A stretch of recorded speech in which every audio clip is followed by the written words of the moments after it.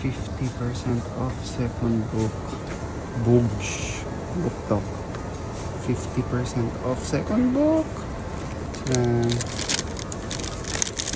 Changi Airport, Singapore. But wait, there's more. So sa Changi Airport, Changi, Singapore, Changi Airport Terminal 4, meron doon W.H. Smith Bookshop. So parang convenience store / bookshop. Una tingin-tingin lang ako, pero yung nakita kong 50% off sa second book, bumili na ako. So parang 25% off ang mga books. So syempre, 7 Husbands of Evelyn Hugo by Taylor Jenkins Reid, 50% off sa second book. So bumili din ako Mysterious Bakery on Rue de Paris ni Evie Woods. So itong 7 Husbands yung na 50 off kasi siya yung mas mura. Ayan.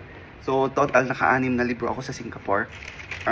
So much books, limited budget, limited space sa maleta. Tapos yung sa books Kinokuniya, mas mahal siya konti sa fully book pag kinonvert mo sa pesos.